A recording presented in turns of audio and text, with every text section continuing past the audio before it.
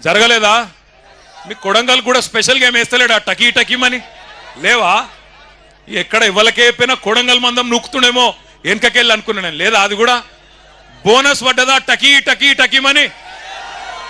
ఆడబిడ్డలకు 2500 వచ్చిందా టకీ టకీ టకీమని? రాలే. తులం బంగారం పడ్డదా టక్కు టక్కుమని? రాలే. స్కూటీలు వచ్చినాయా చెల్లె నీకు? స్కూటీలు రాలే. మరి ఎవలకేమిచ్చిండు 14 నెలల్లో? ఎవలకేమిచ్చిండు? ఏమిచ్చిండంటే ఒకటి మాత్రం బాగా ఇచ్చిండు. అల్లునికి కట్నం కింద లగచర్ల భూములు అక్కింపేట భూములు ఇచ్చినందుకు మాత్రం సూటి పెట్టిండు.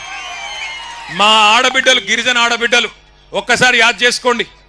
ఇంతకుముందు మా తమ్ముడు గోపాల్ నాయక్ వచ్చి చెప్తున్నాడు, హీరియా నాయక్ వచ్చి చెప్తున్నాడు నాకు, అన్న ఒక మాట చెప్పు, మా ఆడపిల్లలు లంబాడ ఆడపిల్లలు తాండ దాటి బయటికి కోరన్నా ఎప్పుడు అసొంటిది మంత్రులు పోయే ఢిల్లీకి మా ఊళ్ళని పోయేటట్టు చేసిండన్నా రేవంత్ రెడ్డి, ఆ మాట చెప్పు అందరికీ అని చెప్పిండు.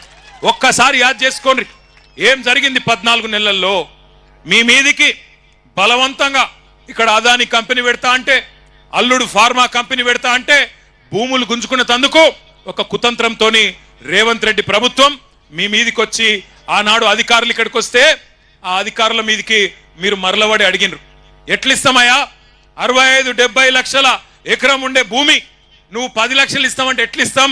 ఇయ్యం, మేము మా ప్రాణం పైన ఇయ్యం, ఏం చేసుకుంటావో చేసుకోపో అన్నారు. అంటే ఆ రోజు ఏమైంది? కలెక్టర్ మీద హత్యా ప్రయత్నం జరిగిందని చెప్పి రేవంత్ రెడ్డి గారు ఆయన ప్రభుత్వంలోని మంత్రులు కేసులు పెట్టి 70 మంది మీద కేసులు పెట్టి, అందులో కాంగ్రెస్ వాళ్ళు కూడా ఉండే నిరసన చెప్పిన వాళ్ళ కాంగ్రెస్ వాళ్ళని కట్ చేసిండ్రు, బీజేపీ వాళ్ళని కట్ చేసిండ్రు. ఒక్క టిఆర్ఎస్ వాళ్ళని మాత్రం 40 మందిని మా సోదరుడు పట్నం నరేందర్ రెడ్డి గారితో సహా 40 మంది రైతులను ఆ రోజు సురేష్ని కానీ ఇంకా మా హీరియా నాయకును మా గోపాల్ ఇంకా చాలా మందిని, ఒకరిద్దరిని కాదు 40 మందిని సురేష్తో సహా తీసుకొని పోయి జైల్లో పెట్టినారు. కొంతమందిని చెర్లపల్లిలో, కొంతమందిని సంగారెడ్డిలో, కొంతమందిని పరిగి జైల్లో పెట్టినారు. పెడితే నేను నరేందర్ రెడ్డి దగ్గర పోయినా, ఎట్లున్నాడో ఏమో నరేందర్ ఆరోగ్యం బాగలేదంట అని నేను ఆయన కాడికి పోయినా. ఎట్లున్నావన్నా అని పోతే నాకేం చెప్పిండు తెలుసా నరేందర్ రెడ్డి? అన్నా నేను మంచిగానే ఉన్నా, అవసరమైతే కొడంగల్ రైతుల కోసం నెల రోజులు కాదు సంవత్సరం మొత్తం జైల్లో ఉంటా, నువ్వు వాపస్ పో, నువ్వు పోయి అక్కడ ఉండే మా రైతులను నిడిపి అన్నా, నేను కావాలంటే సంవత్సరం ఉంటా. రేవంత్ రెడ్డిని గతంలో నేను ఓడగొట్టిన 2018లో, అందుకే ఆయనకు నా మీద కోపం ఉంటది, కానీ ఆయన కోపం ఆయన తీరేదాకా నన్ను జైల్లో ఉండమంటే ఉంటా, గాని వాళ్ళ నిడిపి అన్నా, వాళ్ళ కోసం పో అన్నాడు.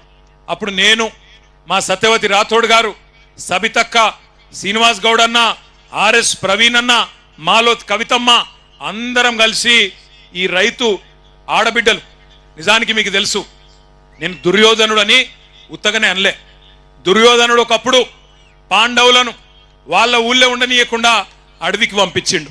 ఓ గట్లనే రేవంత్ రెడ్డి కూడా మా ఆడబిడ్డలను వాళ్ళ తాండలో ఉండనీయకుండా అర్ధరాత్రి వాళ్ళ తాండల మీదడి తలుపులు వలగొట్టి ఆడోళ్లను ఇష్టం వచ్చినట్టు వాళ్ళను ముట్టడమే కాకుండా, ఇష్టం వచ్చినట్టు అవమానించడమే కాకుండా, బూతులు మాట్లాడటమే కాకుండా, పుట్టకొకలు చెట్టుకొకలన్నట్టు ఎక్కడోళ్ళనక్కడ జంగల్ పొంట ఉరికిచ్చిండు. అందుకే నేనన్న దుర్యోధనుడు అని ఉత్తగానే అనలే. ఆ రకంగా భూములు గుంజుకునే ప్రయత్నం చేస్తే ఢిల్లీకి పోయినాం. ఢిల్లీకి పోయి అక్కడ మా ఆడబిడ్డలు గర్జించినారు. 9 నెలల గర్భవతి సోదరి జ్యోతి, 9 నెలలు నిండి ఎప్పుడు కొడుకు ఉడతాడో ఎప్పుడు బిడ్డ ఉడతాడో తెలియదు. మేమన్నాం, వద్దు బిడ్డ నువ్వు ఉండు, నీకు వైద్య సాయం కావాలి, డాక్టర్ కావాలి, ఎప్పుడేమైతుందో నువ్వు ఉండు బిడ్డ, ఇక్కడనే ఉండు అంటే, లేదన్నా నా భర్తను జైల్లో పెట్టినరు, నేను వస్తా అని చెప్పి ఢిల్లీకి వచ్చింది. ఢిల్లీకి వచ్చి శివంగిలాగా ఒక సింహం పిల్లలక గర్జించింది మన లగచర్ల జ్యోతి. ఇక్కడే ఉన్నది మన కిష్టిబాయి, అట్లే మా దేవి, మా సోనీబాయి, వీళ్ళందరూ కూడా ఆ రోజు ఢిల్లీకి వచ్చి వాళ్ళ బాధను అక్కడ హ్యూమన్ రైట్స్ కమిషన్ ముందు, షెడ్యూల్డ్ కమిషన్ ముందు, షెడ్యూల్డ్ కాస్ట్ కమిషన్ ముందు, షెడ్యూల్డ్ ట్రైబ్ కమిషన్ ముందు, అందరి ముందు ఢిల్లీలో పెద్దల ముందు చెప్పడం జరిగింది. చెప్పిన తర్వాత ఆఖరికి న్యాయం ధర్మం ఉంటది కాబట్టి 40 రోజులకు మరి కోర్టు ద్వారా మనకు న్యాయం లభించింది. అందరు బయటకు వచ్చింది.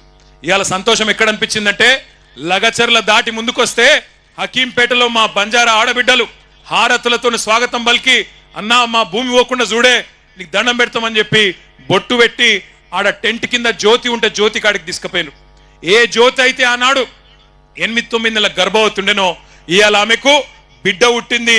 బిడ్డ పుట్టి